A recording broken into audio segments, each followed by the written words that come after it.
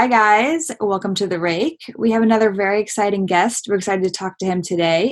Patrick Leonard, thank you so much for joining us. Thanks for having me here. I have one table left and you're stopping me from punting it off, which is usually the case on my last table. So it's a pleasure to be here in that regard. Glad we could help. Yeah.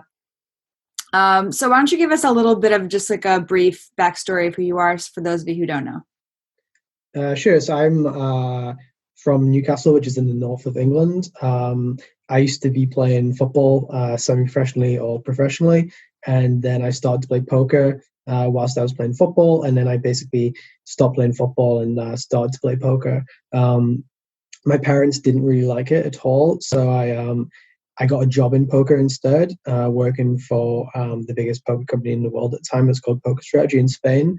And my job was basically to be a consultant for poker rooms like PokerStars, Full Tilt, and come up with ideas like Rush Poker or stuff like this, like Zoom, all this kind of stuff, rakeback models, etc. So I started to understand the industry whilst also like playing like $20 tournaments at the same time, whatever.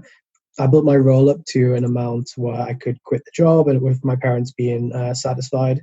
And then I moved around the world to some different places to play online poker, Budapest and London and obviously Vegas and a few other places.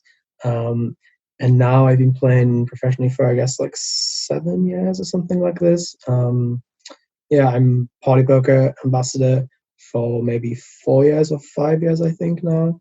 And I own BitB Staking, which is I don't know what is the biggest staking or whatever. Everyone claims that they are the biggest staking company. We don't really claim that. We stake people, sure. So yeah, we do this. I play poker a lot. I think I've played every day for the last 26 days, no days off. And love the game, hashtag whatever they call it, I guess. That's awesome. Do you find, I didn't know that you had that background in consulting. Do you find that helps you with your PartyPoker sponsorship? Like, are you contributing ideas and stuff too for them? Yeah, how it all came about was basically Rob Young did the partnership with PartyPoker like 5 years ago, and I was banned from his casino because I used to post on message boards that he was running his poker business incorrectly. He had a skin, I think, on like iPoker or something at the time. And I was like 21, but very opinionated and very arrogant, had a huge ego. So I would get into like huge arguments with Rob. But he kind of knew that I knew what I was talking about, I guess. But I was phrasing myself in like an impolite way where he literally, I'm not going to listen to you. You're going to talk to me like that kind of thing. So when he basically got the whole PartyPoker operation underway, he basically rang me up and was like, hey, how's it going? And I was like, hi, Rob. And he was like, oh, I just did this PartyPoker thing. Like, what do you think about this? And what do you think about that? And we got on really well. This was like a few years later after we'd had that falling out. And we got on well, and I was a lot more respectful now. And at the time, I think I was number one on like Pocket Fives and stuff. So it was kind of, I didn't really want to be with like PokerStars or any of these sites at the time because there was a lot of controversy within the industry. So this was the first company which came up that I thought I could like passionately kind of support or like put my name next to, especially as I trusted Rob a lot because he's got a lot of integrity, etc. And PartyPoker at the time, they were very, very, very small. Like I think our biggest tournament maybe had like 100 runners, 200 runners, like highest stake was like $50. And then day by day, we grew it until we're at the stage now where probably, top 3 poker sites, let's say. And yeah, I was playing poker a lot. I never really wanted to be like a sponsored pro, like I don't want someone to like pay my buy-ins and have to like fly around the world wearing a patch. Like I don't want to have to come onto a podcast and like have to have like patches all over me. Like that's not me at all. But I think anyone who knows me knows that like PartyPoker is associated with me, which I think is a lot stronger than like wearing a patch, Mm-hmm. So this has been now, time flies. It's like 4 years or something. So yeah, it's been a long time. Yeah, that's really cool too. That's impressive that Rob was able to put the past behind him with being like this asshole kid who's always giving me problems, and then realize that you have a lot to offer and hire you as a pro anyway. That's pretty impressive. I think most people's egos wouldn't let them have that, right? Yeah. It definitely showed me a lot as well at the time. So yeah, it's big. So you play a lot these days online. And one of the big reasons we wanted to talk to you today is because you've been very vocal on Twitter lately about your thoughts about the current state of online poker and kind of where it's headed. So why don't you give us like a brief overview of what you said on Twitter, and then talk about it. Sure. I mean, often when I tweet, I'm just like, tweet, and I forget what I say a lot of the time, so I can't quote myself.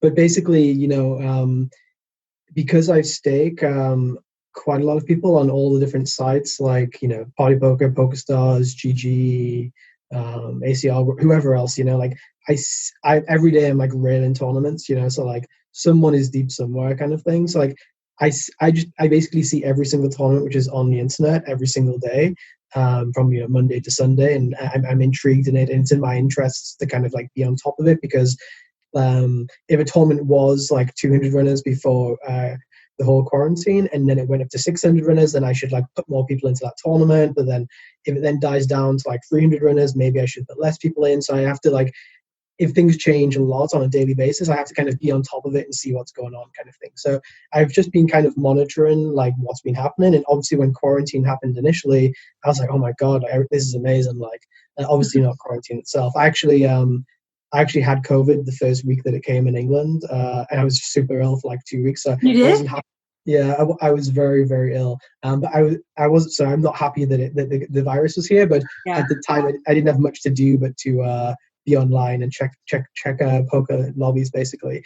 But basically, I was like writing to Rob like, this is crazy how all these people come in. But then like I realized that money isn't going to just keep growing on trees, especially if people don't have like income which is coming in. There's extra money because people don't bet on sports or whatever, but if you play 7 days a week online instead of 1 day a week online, you lose 7 times faster. And the truth is that most people lose on online poker. Most people don't win. Maybe people break even. A lot of people break even or lose 5% or win 5%. But if there's more people in a poker tournament, the variance is higher. So like if you take like the Scoop main event, it's hard to cash the Scoop main event because there's so many people, right? But if you take maybe like a sit and go, it's quite easy to cash a sit and go, right? So if there's more people who play because of the quarantine, it means that the variance is higher and you're less likely to cash even if you're profitable in the tournament. So the variance is a lot larger and people are playing a lot more. So you can lose a lot more money a lot quicker than you would before quarantine. So like maybe now I win at say 12% ROI, but before I win at like 6% ROI. But maybe from a variance point of view, the fields before were better than now. So basically I kind of realized a lot of people were going to go broke or lose a lot of money or have a bitter taste about online poker, whatever else. And I know from like my guys, I saw like their makeups like driving into insane amounts, especially as every site saw this as kind of like a reason or an opportunity to make more money, right? So they can't have people betting on sports, so they can't have this, or they can't have that. So everyone just like ran huge tournaments all the time. And when you run bigger tournaments all the time, people's average buy-in is now increasing to like twice as much. They're playing levels they're not comfortable at, and they're playing like a huge higher volume, at these levels.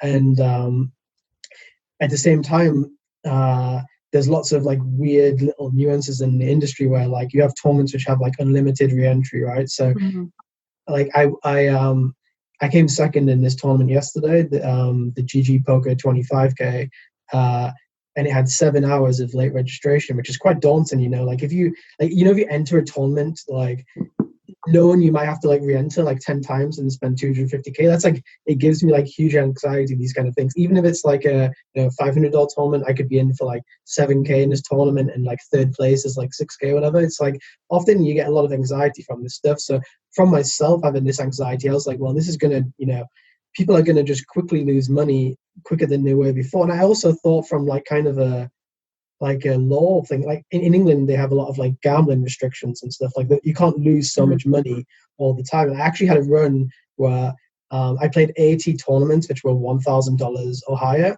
and out of 80 tournaments I cashed 2, and they were both min cashes. So like I basically didn't cash 78 out of 80 tournaments, and I consider myself to have quite a high ROI in these tournaments. They were like they weren't like very tough tournaments, they were quite soft tournaments, let's say. So I was like, well, if I'm, like going if this kind of run is possible for me, then for other people, it's possible on their level too. And their field sizes are even higher because I play slightly higher stakes, so the field sizes are a little bit smaller. But if you play, say, $100 tournaments, then the field sizes are 5 times larger, so you can go on insane runs where you're just not cashing at all, basically.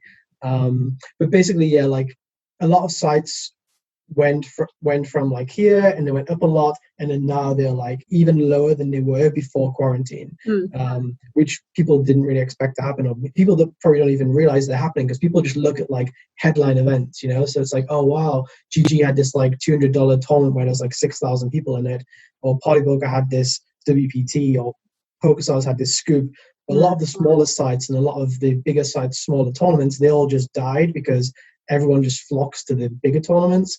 And it creates lots of problems in lots of ways, because everyone sees all these huge prize pools now. But let's say quarantine finishes in a month, people are not going to want to go back to play tournaments which are now 10% of the size that they've kind of become accustomed to. Like these special tournaments are not special anymore. Like Scoop's been extended for 2 more weeks. It loses a bit of prestige. But also PartyPoker, we also extended WPT as well. So it's like, I'm not like calling out one site or whatever. Just every site is really pushing things. But when it all finishes, people are not going to want to log back on and play the big 109 or the PartyPoker deep stack or whatever. Because it's like, well, why am I going to play this tournament for $600 for first when I've been playing tournaments for 100,000 for this every day for 4 months or whatever, Yeah. So yeah, it's kind of just like a splatter of thoughts, but along those kind of lines, I guess. Yeah, we're having a similar thing. I don't know if you ever played, you probably did for the bracelet events anyway, WSOP in Vegas. Online has been crazy here too. They ran a series that was really successful. And then there was a bunch of clamoring on Twitter with, well, why isn't there another series? All these people want to play poker. And WSP listened, put another series, that ended. And now they're like, all right, here's another series. I played 40 days straight every day. And then just the last 3 days, I haven't wanted to play at all. So it's even happening to me. I love poker. I always play. And I'm like, it doesn't feel, when you want to play a big series, it feels like it's scarce. This is not going to come around all the time, like WSOP in the summer. I'm going to grind really hard for 2 months because it's not going to be like this again. I feel like while quarantine's going on, they're going to keep running a special series every single time that they can. So now I don't feel like I have to rush and play every single thing. Well, one of the problems is like, let's say PartyPoker, they have Scoop gets extended for 2 weeks and GG Poker gets extended for 2 weeks. What do PartyPoker do? Do they just kill the site? And because if all these huge tournaments are going on all different sites, and even ACR, whatever, people will just not log into PartyPoker to play this like small tournament relative to the other tournaments, So like, you don't want to get to a situation where they open up their laptop and they open up GG and they open up PokerStars, but they don't open up PartyPoker, because whenever I log on to my computer in my office, I always go through the same steps. I open up software for like tracking hands, I open up Discord, whatever, check things, then I open each poker site, and then I just start playing, So if there's nothing to play on PartyPoker, people won't open the PartyPoker at all, and then they become used to just not opening PartyPoker, which is like quite a big problem. So PartyPoker are then kind of like, okay, we have to run a series, otherwise people are just not going to log in, and long term this is very bad for us. But after Rob read all of the tweets that I was posting, he basically said, look, like, this needs to stop.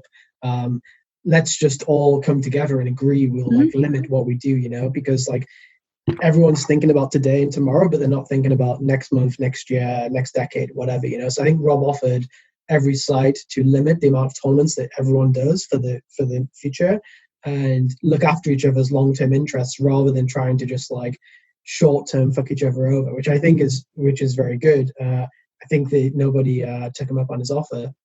So I was gonna say, I'd be surprised if they cooperated, just because people are really short-sighted. It's really hard when something they're doing is making a ton of money in the short term. It's really hard to convince them to actually think about the future. And I think that has hurt poker so much.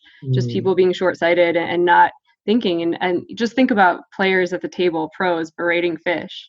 They don't think 2 weeks ahead of time when that person that you berated doesn't want to play anymore. I think it's a problem in poker for decades that we've always been like that. It's a bummer though when one site is willing to reach out and they just don't get any takers. Well, what I've been trying to do, I'm not trying to do, but what I've been suggesting heavily for the last kind of month or so, we basically have a group on Discord where there's like 300 people who all play like mid and high stakes across all the sites, and between us all, we must generate literally tens of millions of Rake. And what I've been trying to kind of say is that we should have some kind of players union, but not just like online high stakes players, but we should have, seniors who want to be heard. We should have females who want to be heard. We should have people who play, mixed games, whatever, but there should probably be a committee of people and somebody from each site basically on there. So let's just say it was myself, Lex, Fedor from GG. I have no idea who ACR's pros are, but someone from ACR, I'm sure there's American guys, and whatever the site. And then we have a representative on each one. And basically we come together and say to the sites, we demand this, because if not, we'll just take our players away. There's a 8-8 poker, basically they like fucked over like our staking company in a way where they like did something with converting fees, or did something like this. Like it was a little bit scammy what they did, or scummy, I think. And we basically took all our players off 8-8, and a month later the guarantees were drastically different. So like, I think poker players together, like there's affiliates in poker are very important, but if everyone just comes together, they're more important than any affiliate or any company or anything, because they are the players, they are the customers essentially. So if, for example, when Supernova Elite was taken away from PokerStars, if we'd had an organized players union, everyone would have came together and did something. And then people could also come with the way I would see it is basically, you can be a member of the players union, and if you have a problem, you can write to the players union and they'll help fix the problem if it's a valid problem. Obviously not like small things, but if it's like a really big problem, they will make sure it's fixed. And if the players union ever ask you to kind of like go on strike from a site or from a tournament or whatever, because the site isn't listening to the demands, which are very reasonable, and obviously you'd have people who are very reasonable, like people like Negroni, or very like, people like Galfond, who are just going to start like demanding PartyPoker, like give X or give Y, like very reasonable demands, which would happen like very infrequently.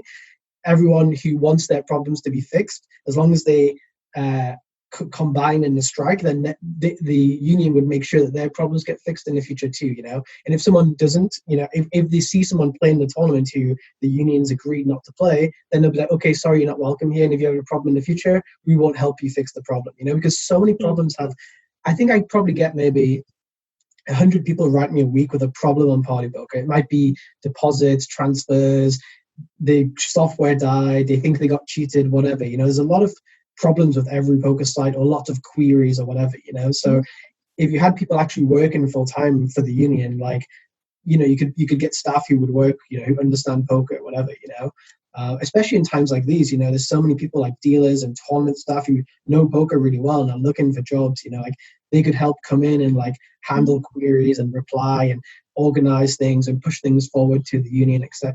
Because I said always that if there's a union and people demand to strike on PartyPoker because they did X, Y, or Z, I would 100% stick with it. And if PartyPoker dropped me, then that's fine, because like I'd want to stand by something like this.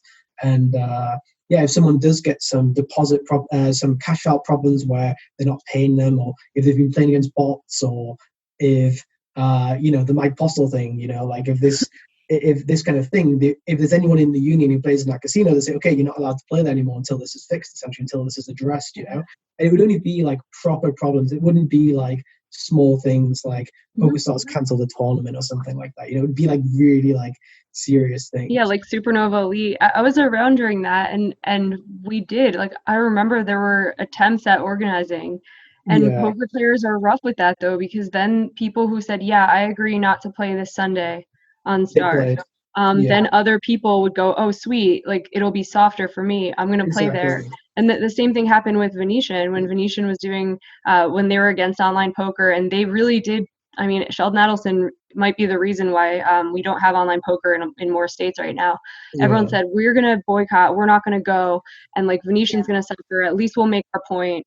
And then I had friends where I had to talk them into not going. I would just say, are you serious? And they're going, well, no pros are going to be there. That's going to be the softest cash games. I was just going to bring up the Venetian. Yeah. It's crazy. Like, how realistic is it getting poker players on board with each other when there's like, I just feel like the majority of poker players who aren't in these ambassador roles, like they're just going to scum bum hunt like any, you know what I mean? Like if there's less regs there that are on strike, most poker players are going to scum the games, right? Like, well, the way I see it is that like people have big problems in poker. If you know you have the security that all your problems on all the sites in every poker room is fixed, that's like a really big thing. Like if you have a big cash on a site, knowing that you will 100% get your money, otherwise all these people have your back, that's like a big thing for me. One of the reasons people don't play on, like there was a tournament on a couple of sites this weekend which I didn't play, which if I knew I would 100% get paid out, I would have played the tournament, but I don't have that security because I know that the pros on that site, if I message them, they'll just be like, oh, bro, sorry, or they'll say, yeah, bro, I'll help you, but they just don't. But if I know that the union just won't accept something like this to happen, then I would play a lot more on a lot different sites, I'd have also like more security playing like cash games that I'm not being like cheated or colluded, because then I know that if I do have collusion problems, I think these two guys are colluding against me. If I send it to a site, they'll just sack me off kind of thing. But if I know that the union's going to really bring this attention to the sites and make them accountable, then I think I would increase my volume almost everywhere, and yeah, how I think does the union, is a how big does thing. the union realistically enforce those things though?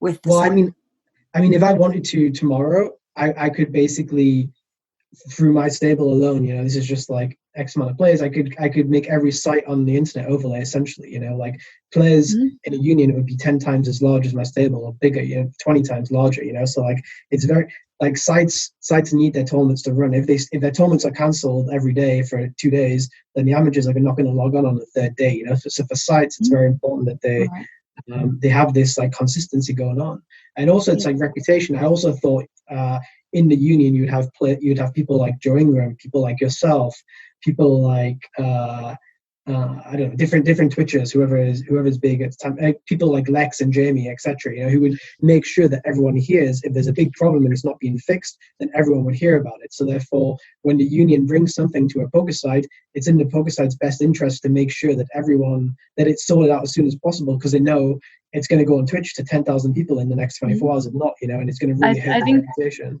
That's your best argument so far, because I keep thinking of ways that poker players could screw it up, like I don't know if maybe I'm too jaded, but I've seen like people try to have an effort like this before and then selfish people ruin it.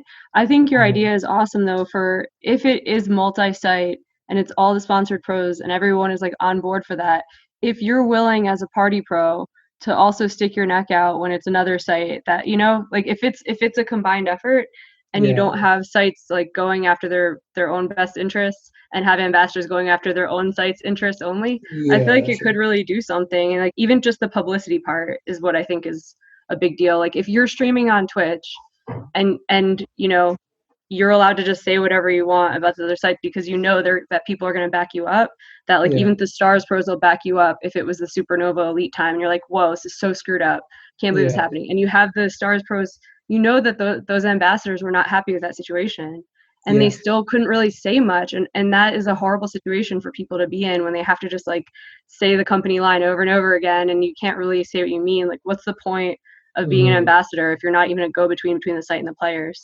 100%, yeah. And this would not be like unreasonable demands. It'd be stuff where I know that if I came to Rob with like a problem, and it's a reasonable problem, he'll fix it, and he does continue to fix it every day that I do bring problems to him.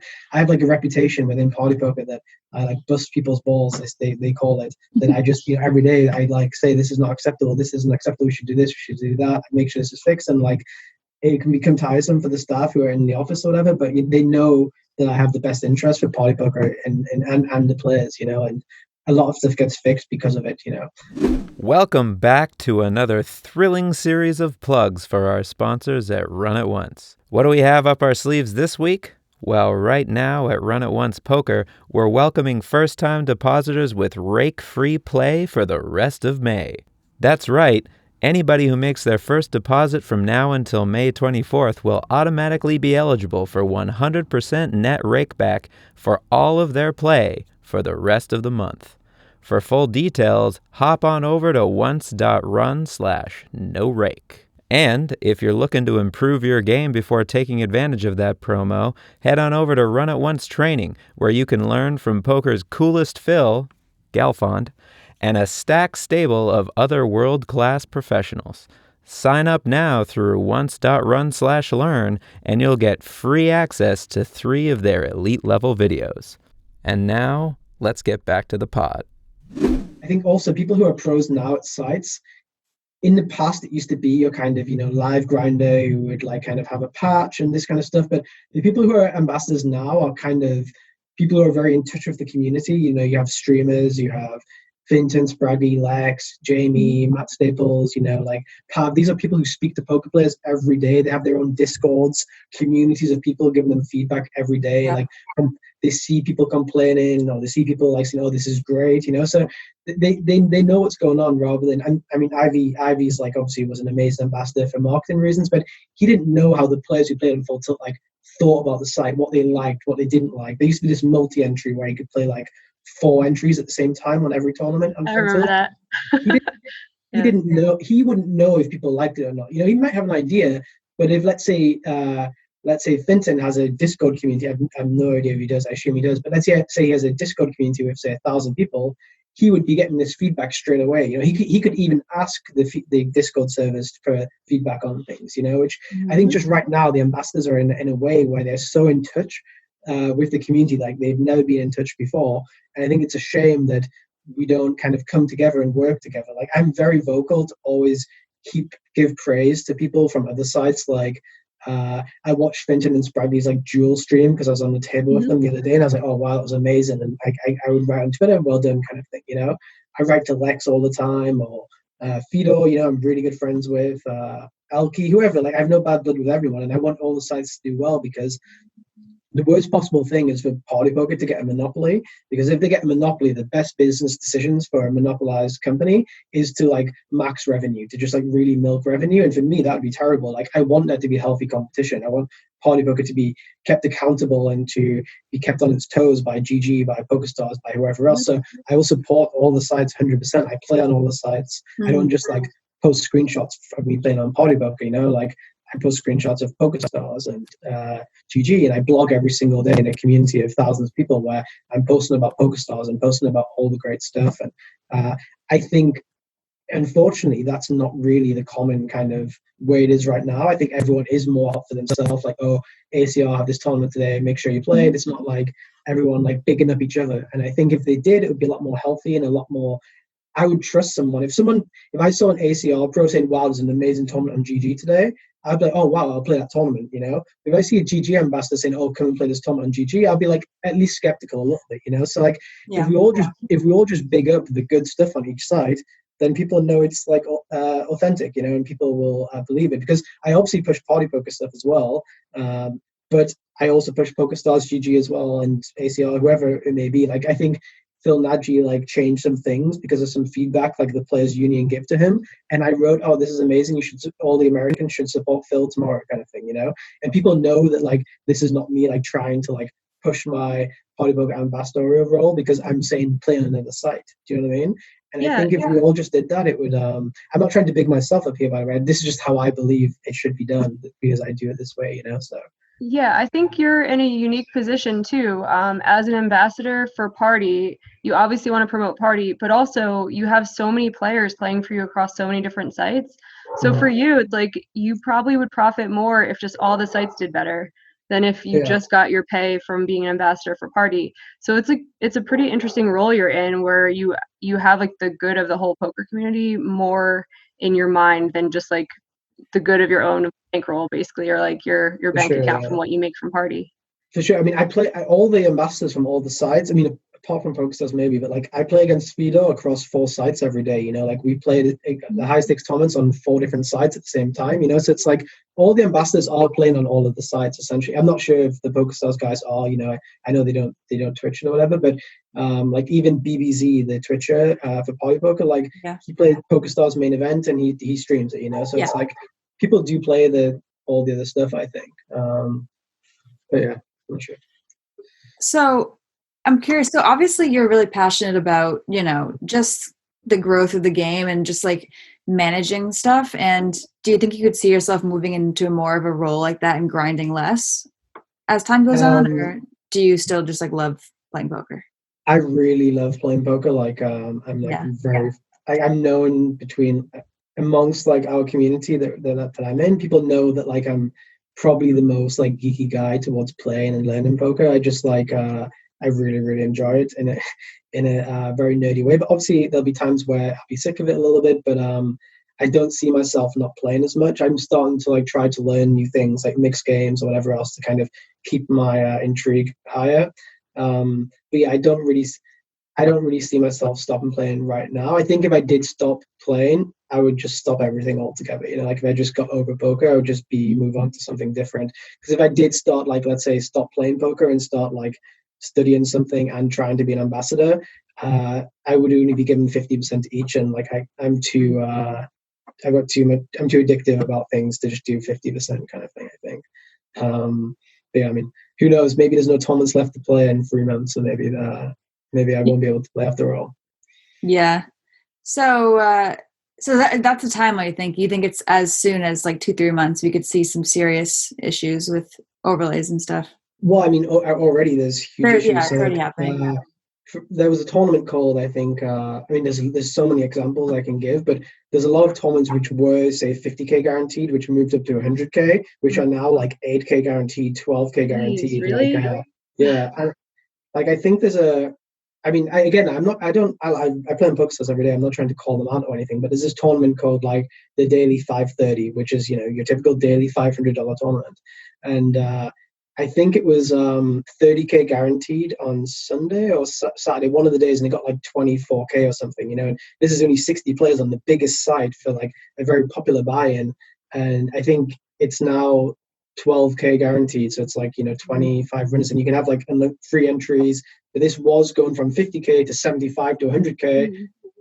There's also like a 1K tournament there called the Daily Warm-Up, which I play every single day, and it used to be like 25K before quarantine.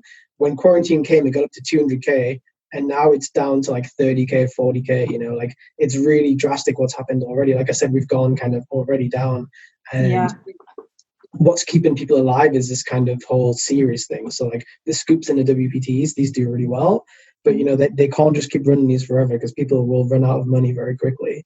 I have a question for you. So about the players union that you want to start, don't you think the sites at some point will just stop guaranteeing to protect themselves? Like, I'm worried about that if you actually are really successful and you get a bunch of people on board and you go, if you guys, you know, if you do something that is like really immoral that we don't like, or that's going to hurt the poker community, we're not going to play, and you guys are going to have an overlay this Sunday. What if they just stop guaranteeing their tournaments?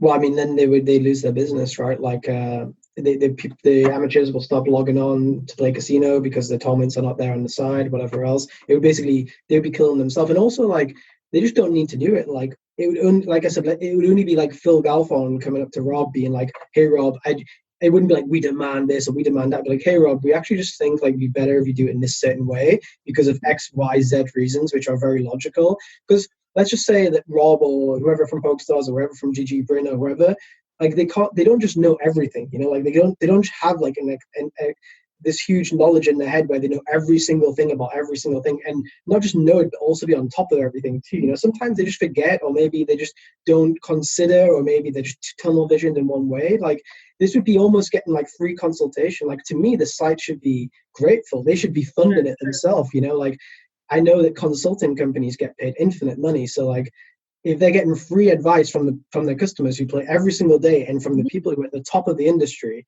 like I think the site should be almost funding the union. They should have like staff who are working with the union every single day to make it prosper, you know, because everyone's doing it so every site grows and does better. No one wants it to go down. The whole point is we want it to be better, you know. So to me, the guarantees should only logically increase, not decrease.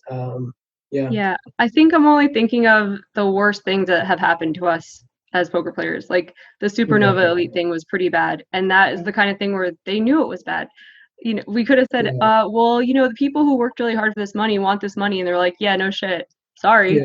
So that's the kind of thing where I just don't think a players union would help, because they just decided they didn't care and that they wouldn't lose too much business.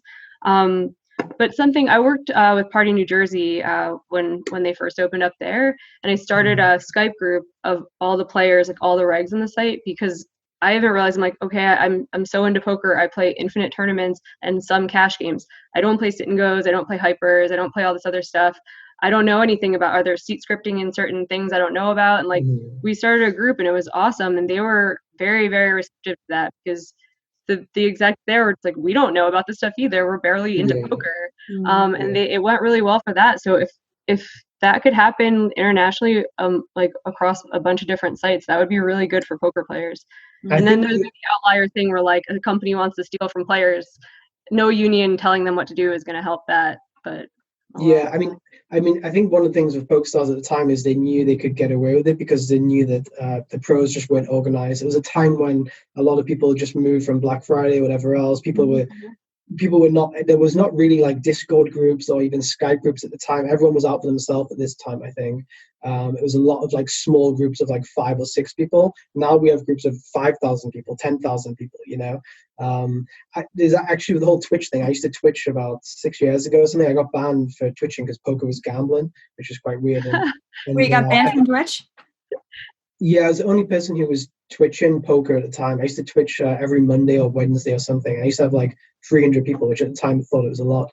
And Twitch messaged me like, you can't do this ever again. Poker's gambling, it's illegal. Then like 6 months later, they came out of the channel and I was like, all right, that's unfortunate. But I didn't go back into it after that. But that sucks. So you could have been like the first guy. Like you could have been Somerville basically. Because that's a bad beat.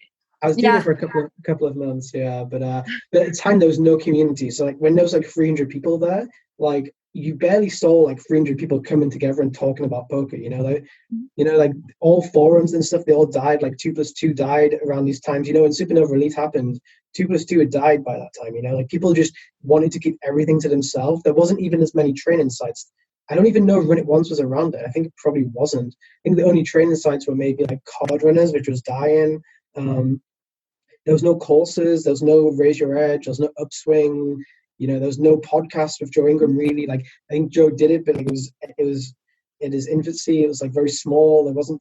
He's grown a lot since then. Doug Polk wasn't around as much then. Everyone the industry's grown a lot since the whole PokerStars Supernova Elite thing happened, I think.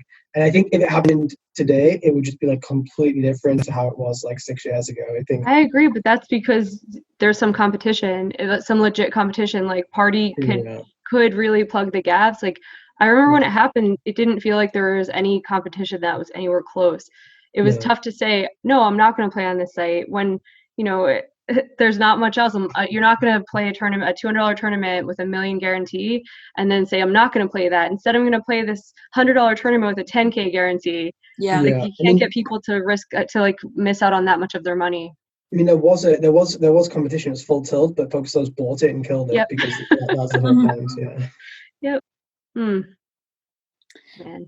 So, sorry, Marley. Go. I was gonna ask you, like the thing I want to know the most about all your animals, because I know that about you. You're a huge animal lover, and I wanted to tell you that since you guys lived here in the summer, Crouton for 2 months would try to walk to your house again. Yeah, that's 2 months. He held out hope. He's like, Pads and Scoot are there. I know it. If I just pull her up this driveway, we can go say hi. So yeah, he misses you, but I want to know all about your pets and about what makes you so passionate about animals.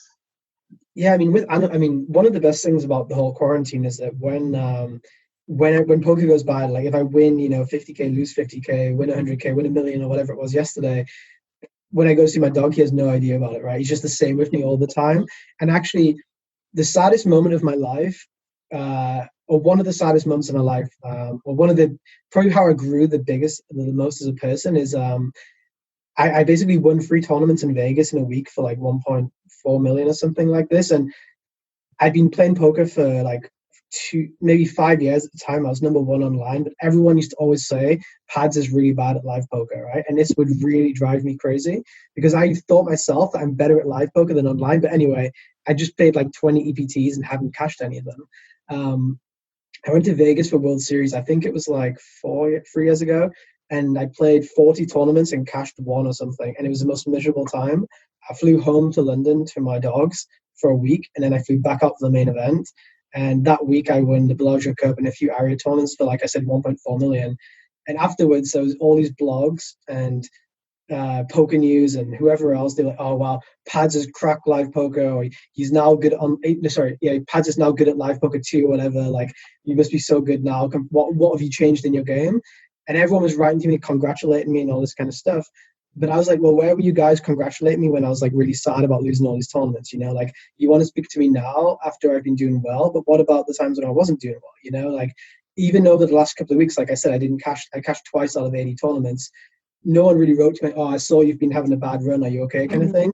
But after I won this 1.6 million yesterday, I had like 600 messages like, oh my God, congrats, you're a beast, this and that and the other. I'm like, not really, I just ran better than I did before, And what I like about dogs, especially, is that, they just love you the same every single day, And I've kind of learned myself that I always look out every day for the people who have been having the bad runs in online poker, and I always make sure to write to one person a day and be like, how's it going? Like, I see it's a tough time, do you want to go over a hand history, whatever. And I barely write to the people who like have these big wins or whatever, because I know they have 800 people writing to them. They don't need me writing as well, Like, they know I'm happy for them, I'm their friend, whatever. And I like that animals just, they don't judge you, like, they give you the love that you give them every single day, kind of thing. It's like this neutral thing, and I guess 100%. That's the nuts. Like, I thought about it too, with people are just so judgmental about every little thing. Like, people like to talk shit if someone's going broke. People like to point out if you got fat. Like, there's so much shit that people do that it's cruel. And like, your dog doesn't know any of that. It's like, he doesn't care if I'm fat or skinny, if I'm rich or poor. He's just like super happy when I get home. And I felt like that before, where I'm like in a poker tournament and I'm like, I busted, I'm so sad, and I'm driving home and I'm like, well, Crouton will be happy I busted. Exactly. I'm exactly the same. It's also why I don't travel to any of these stops. Like, I should rather be at home with my dogs and just, do my own thing and not be judged on these tours that, oh wow, did you see Pat? Like, you see, like, I know, when you bust a tournament and you're like walking out with your backpack on and everyone's judging, oh, how did he bust? Like, did he punt it off again? Did he make a bad call again? Whatever. You just know that, like, there's judgment going through people's minds, And I mean, I'm sure that I do it too. It's like a natural thing for people to do, I think. But yeah, animals don't do it. At least I don't think. Yeah. Well, my cats definitely judge me, but that's it's always the same judgment. It never wavers. That's when I'm winning, when I'm losing, they always hate me. So. On that happy note, we will let you go. We know you have a long schedule every day, but thank you so much for coming on and chatting to us. Hopefully we'll get some clarity in the coming weeks as to what's going to happen. But thanks for being a good representation of poker. Yeah, and don't forget us Americans. If you end up forming a big union, I'll be your one Nevada WSOP.com person. Yeah, wishing that I could play all the stuff that you guys are playing. But yeah, definitely, like, I would be interested in something like that, because I think that we have a lot of smart people in the industry, and there's no reason why we can't organize unless people just are too selfish. I think that it could definitely help the poker community as a whole. 100%. All right. Thanks a lot. All right.